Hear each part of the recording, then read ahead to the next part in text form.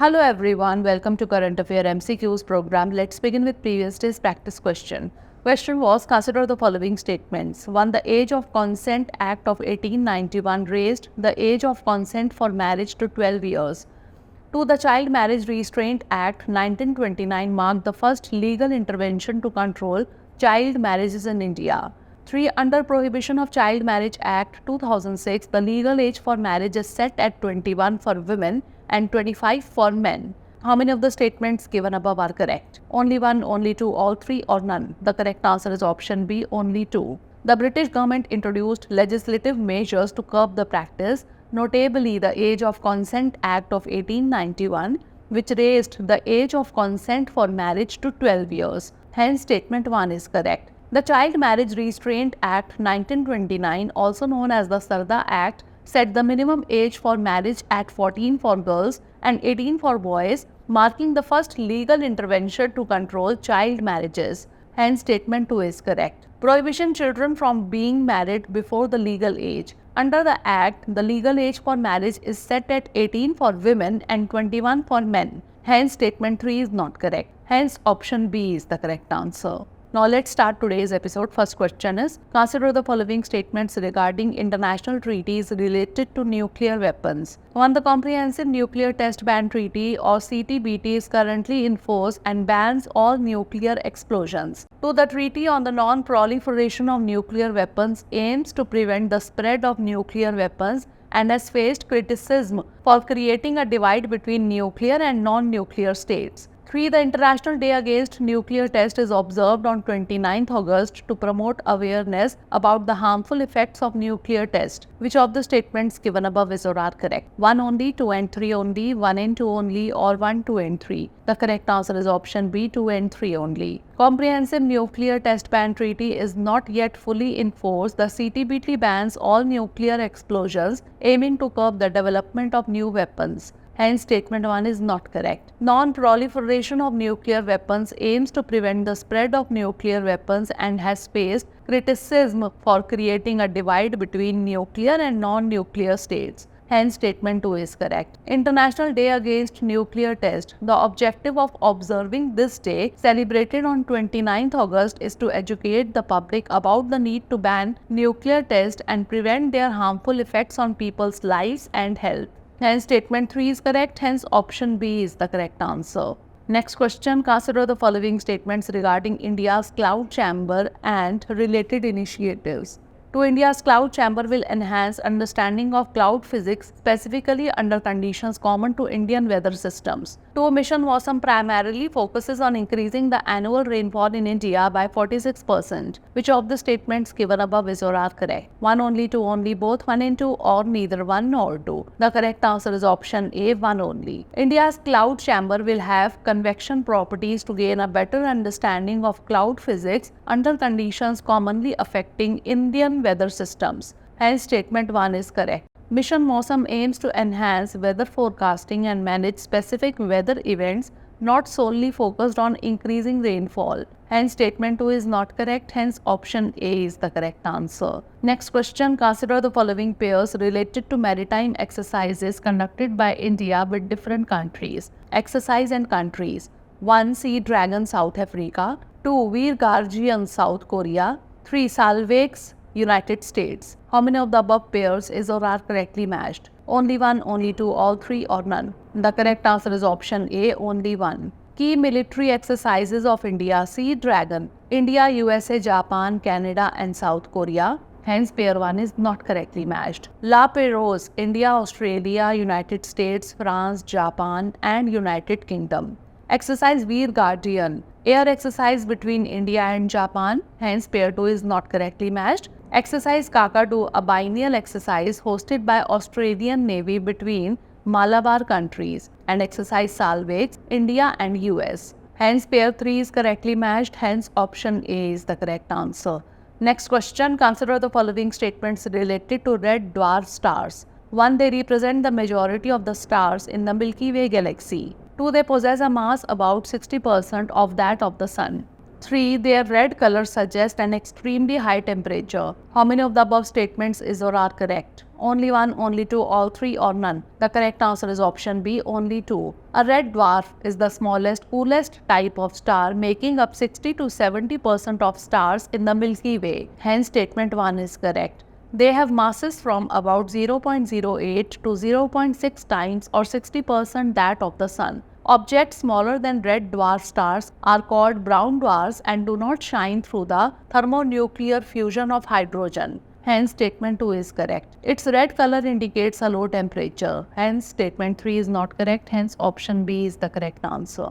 Next question regarding the mission Mausam, consider the following statements. 1. It aims to enhance India's ability to predict and respond to extreme weather events and climate change impact. 2. The mission is implemented by the India Meteorological Department. Which of the statements given above is or are correct? 1 only, 2 only, both 1 and 2, or neither 1 nor 2. The correct answer is option C, both 1 and 2. Mission Mausam, with an outlay of rupees 2000 crore over the next 2 years to enhance India's ability to predict and respond to extreme weather events and the impacts of climate change. Hence, statement 1 is correct. Focus areas. It includes accuracy modeling radars, satellites, and accurate agromet forecast. The mission is implemented by multiple institutions under the Ministry of Earth Sciences, including the India Meteorological Department, the Indian Institute of Tropical Meteorology, National Center for Ocean Information Services, and the National Center for Medium Range Weather Forecasting.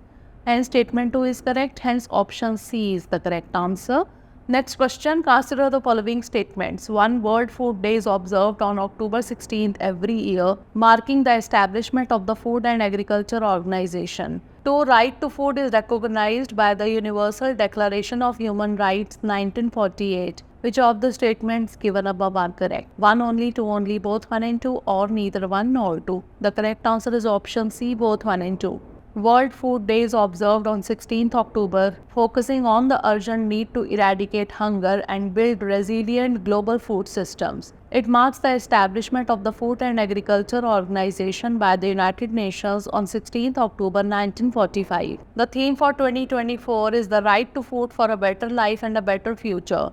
The World Food Day came into existence in 1979 during the FAO's 20th General Conference, and the UN General Assembly endorsed it in 1984. Right to food is recognized by the Universal Declaration of Human Rights 1948. Hence, statement 2 is correct. Also, WWF's Living Planet report praised India's food consumption pattern as the most sustainable among G20 countries. Hence, option C is the correct answer. Next question. Mechazilla, recently seen in the news, is associated with which of the following? Marine ecosystem restoration system, towering structure equipped with robotic arms, artificial intelligence research, or renewable energy development. The correct answer is option B, towering structure equipped with robotic arms. About Mechazilla, it refers to Spacex towering structure equipped with a pair of giant robotic arms designed to catch and recover the parts of launch vehicles during its descent. Working of Mechazilla: once the launch vehicle separates from the booster returns to the launch site using grid fins to control its descent and orientation. As it nears the launch tower, the robotic arms, which are controlled by precision motors and actuators, align vertically along the tower. Hence, option B is the correct answer. Next question. He was a renowned social reformer and politician dedicated to advancing education, healthcare, and rural self-reliance. He founded Chitrakoot Gramodaya Vishwavidyalaya, India's first rural university. Honored with the Padma Vibhushan in 1999, he was also posthumously awarded the Bharat Ratna in 2019. Who among the following personalities matches the description given above? Vinoba Bhave, Jayaprakash Narayan, Nanaji Deshmukh, or M.S. Swaminathan? The correct answer is option C, Nanaji Deshmukh. Nanaji Deshmukh was born on 11th October 1916 in Maharashtra's Hingoli district. He was a social reformer and politician who focused on education, healthcare, and promoting rural self-reliance. He works actively involved in social reform with a focus on health, education, and rural self-reliance. Established Chitrakoot Gramodaya Vishwavidyalaya, India's first rural university, and served as its chancellor, and made significant contributions to anti-poverty initiatives and minimum needs programs. He died on 27 February 2010. He was awarded Padma Vibhushan in 1999 and was posthumously awarded the Bharat Ratna in 2019. Hence, option C is the correct answer. Next question, consider the following statements regarding flamingos. 1. They have adapted to survive in extreme environments characterized by high salinity and temperature. 2. Their habitats and food sources vary according to location and season. 3. The greater flamingo is recognized as the state bird of Rajasthan. How many of the above statements are correct? Only 1, only 2, all 3 or none? The correct answer is option B, only 2. Flamingos belong to the family Phonicopteridae. They have adapted to extreme environments with high salinity and temperatures where their predators are limited. Hence, statement 1 is correct. Known for their vibrant pink feathers, flamingos have long legs and necks, webbed feet, and a distinctive downward curving bill adapted for filter feeding. Flamingos' habitats and food sources change by location and season, causing their colors to range from dark or bright pink to orange, red, or pure white. Hence, statement 2 is correct. There are 6 species of flamingo, namely the greater flamingo, state bird of Gujarat and not Rajasthan, Chilean flamingo, lesser flamingo, Caribbean flamingo, Andean flamingo, and Puna flamingo that inhabit lakes, mud flats, and shallow lagoons in the Americas, Africa, Asia, and Europe. Hence, statement 3 is not correct. Hence, option B is the correct answer. Last question, consider the following features. 1. Located at the junction of the Aravalli and Vindhya hill ranges. 2. Home to a fort with a history of over 1000 years. 3. The forest predominantly consists of tropical dry deciduous trees, with dhak being the most common species. Which of the following protected areas is best described by the above characteristics? Ranthambore Tiger Reserve, Jim Corbett National Park, Bandhavgarh National Park, or Kaziranga National Park? The correct answer is option A, Ranthambore Tiger Reserve.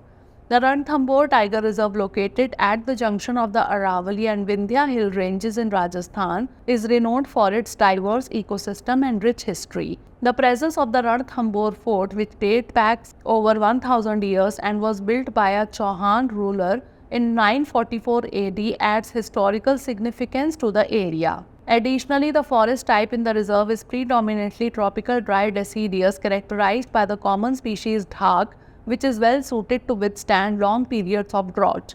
These features collectively highlight the uniqueness of Ranthambore Tiger Reserve, distinguishing it from other protected areas such as Jim Corbett, Bandhavgarh, and Kaziranga National Park. Hence, option A is the correct answer. Now moving on to practice question. Which of the following is not part of the PM e-Drive scheme? Electrifying new vehicle segments like e-ambulances and e-trucks, developing infrastructure for hydrogen fuel cell vehicles, scaling the public EV charging stations across India, or allocating funds for electric buses and two-wheelers. Send the answer of this question in the comment section. Thanks for watching.